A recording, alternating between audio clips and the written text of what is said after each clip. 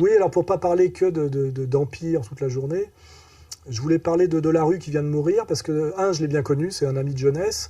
On s'est connus parce qu'on sortait avec un peu de people, on sortait avec la même fille, enfin l'un après l'autre, qui était une jeune mannequin de chez City Model, qui avait un prénom de fruit, dont je ne dirais pas parce qu'elle a dû refaire sa vie, mais qui s'appelait Isabelle, et qui était une jolie fille. Et donc je le connaissais à l'époque où il habitait rue du Cherche-Midi, tout début 80. Et c'était un type très gentil, très bien élevé, assez cultivé. C'était pas un mauvais bougre, exactement d'ailleurs comme j'ai connu un peu moins intimement, mais j'ai connu un peu de Chavannes, c'est plutôt des braves mecs. Et en fait, ils sont tombés dans le piège de la réussite de ce qu'on appelle le culturo-mondain médiatique. Et ce piège, finalement, l'a détruit. Parce que finalement, il avait à peine 48 ans, et il est mort. Voilà, il était beaucoup plus riche que moi. Malheureusement, il a choisi de faire de la merde. Et comme il était assez fin, cultivé, il savait qu'il faisait de la merde. Pour supporter de faire de la merde, c'est-à-dire de faire le gendre idéal pour la ménagère de moins de 50 ans, alors qu'il était capable intellectuellement peut-être de suivre ma voie, il a pris des substances illicites que j'ai pas été obligé de prendre autant que lui, et surtout pas les mêmes, parce que moi je suis plutôt dans la paix des opiacés plutôt que dans l'hystérie de la cocaïne, hein, c'est deux voies différentes. Finalement, il est devenu riche et célèbre en faisant de la merde. Pour supporter de faire de la merde, parce qu'il n'était pas totalement débile et vulgaire profondément, il est obligé de prendre des produits pour supporter ça, et ces produits l'ont tué, parce que son cancer, à mon avis, vient de cette prise massive de produits. Donc ça veut dire que là, on peut réfléchir finalement non seulement au jugement dernier, c'est que quand il va se retrouver face à Dieu, il est obligé de passer par un moment de purgatoire, parce que globalement, il a quand même on a beau dire qu'il était gentil, machin, etc., il a travaillé du mauvais côté, il n'a pas mis son intelligence au service du beau, du bien et du vrai. C'est une certitude. Et finalement, aujourd'hui, moi, je suis toujours vivant, en ayant fait toutes les bêtises qu'il ne fallait pas faire, soi-disant, pour intégrer l'oligarchie culturo-mondaine. Et lui a fait tout ce qu'il fallait. Je suis vivant, il est mort. J'ai une œuvre, il n'en a pas. Et surtout, je vais raconter, je l'ai croisé il y a quelques mois à un vernissage d'un ancien ami qui ne l'est plus d'ailleurs, Nab, pour ne pas le nommer. C'est intéressant de savoir que Nab arrivait à vendre des tableaux à Delarue. Il a toujours été très bon, Nab, pour se vendre un peu aux gens du système. Nathalie Reims... Enfin, c'est assez rigolo de voir ça. Et en fait, je l'avais croisé au vernissage de Nab, et comme on se connaissait bien, on se tutoyait depuis des années, je l'avais de temps en temps au téléphone, il ne m'a jamais invité dans aucune de ses émissions, et je ne lui ai jamais demandé.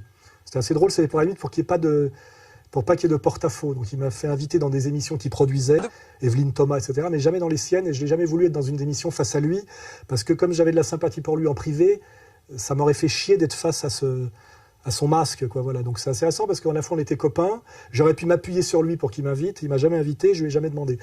Mais je l'avais croisé donc il y a quelques mois au vernissage de Nab, et il était totalement détruit par la cocaïne, il avait des crises, des bouffées délirantes de haine et de crises de larmes, il était blême, on voyait physiquement qu'il était très abîmé, il avait le visage cireux, il a voulu casser la gueule à un photographe de manière hystérique à un moment donné, donc il avait des bouffées de haine, et à un moment donné, ce qui était très triste, c'est qu'on s'est parlé 5 minutes en privé, et il m'a tenu la main et il s'est mis à pleurer, tu vois. Et j'ai vécu cette chose-là 2 fois dans ma vie avec Jean Edernalier. À un moment donné, quand Jean Edernalier m'a dit un jour, tu sais, moi aussi, je suis un mec bien, il s'est mis à pleurer. Et j'ai eu sa même chose avec Delarue, qui m'a pris la main, Alain, etc., m'a regardé dans les yeux et a eu des larmes aux yeux. Et je me suis dit, pour qu'un type qui est millionnaire, gendre idéal, une réussite totale, et c'était avant sa chute pour la cocaïne, hein, c'était avant. Donc il était encore au top du top. Hein, me prenne la main en pleurant, avec une espèce de respect, de dire en gros, quelque part, j'ai raté ma vie, peut-être, et avec un respect évident, parce qu'un mec comme Delarue ne vient pas me voir dans un lieu public, me serrer la main et parler avec moi, de manière exactement comme quand Julien Cazard se fait prendre en photo avec moi. Pour ceux qui savent qui il est, ces gens-là ne le font pas par hasard, c'est-à-dire qu'il y a un vrai respect. Et donc là, Delarue vient de mourir, je pourrais l'insulter ou me moquer de lui comme je me moque d'un mec pour qui j'ai beaucoup plus de mépris, comme Guillon. Delarue était plutôt en privé et humainement un mec plutôt bien, un mec fin, cultivé, assez charmant. Et malheureusement, d'avoir fait de la merde dans la télé de masse, à l'époque, El Kabbach, il ne faut pas oublier qu'El Kabbach est derrière tout ça, hein, comme toujours. Hein. On retrouve toujours le même genre de gens. Finalement, ça l'a tué. Voilà. Et là, il y a une justice immanente. Hein, je veux dire, voilà. Je ne l'insulterai pas, mais c'est une justice immanente. Il a péri par là où il a péché. Et c'est important. Il est important de croire à la justice immanente, qui est finalement le mot discret de la justice divine. Parce qu'il n'est pas normal que les méchants ne soient pas punis et que ceux qui ont choisi le mauvais chemin triomphent. Voilà. Donc, sa mort m'a fait de la peine. Je savais qu'il allait mourir, j'en étais certain, il avait un cancer incurable et je savais qu'il allait mourir, c'était écrit, donc ça ne m'a pas étonné.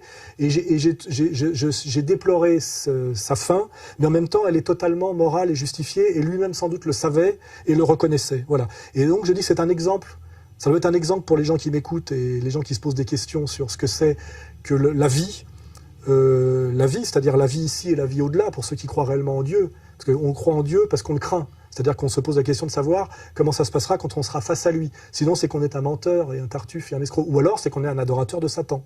Hein. Et là, ça peut expliquer BHL, Attali, etc., etc. C'est-à-dire que leur Dieu n'est pas le nôtre. Hein. Voilà, c'est le Dajjal, quoi. Hein, voilà. Et donc... Que ce soit, voilà, que les gens réfléchissent à ça, là, les jeunes qui cherchent à réussir ou pas, qu'est-ce qu'il faut sacrifier, pas sacrifier, du mondain et de la vérité. Finalement, il y a une logique et une morale dans la fin de Descoings, pour qui j'avais le plus souverain mépris. Et que ce monsieur qui se prétend le directeur d'établissement me demande de partir en douce parce que ma sécurité ne peut pas être assurée. Alors je vous garantis que je n'ai aucun problème de sécurité nulle part. Tout ça est une manipulation. Il y a un écrivain qui se fait virer d'un salon du livre parce qu'on le menace de le passer à tabac. Vous êtes écrivain vous-même et ça vous gêne pas? Hein? Ça vous rappelle rien tout ça? Vous êtes assistant, on va assister. Il y a une logique et une morale dans la trajectoire et la mort de la rue pour qui j'avais une certaine sympathie. Mais ça ne change rien. Hein. La loi morale est au-dessus de nous tous.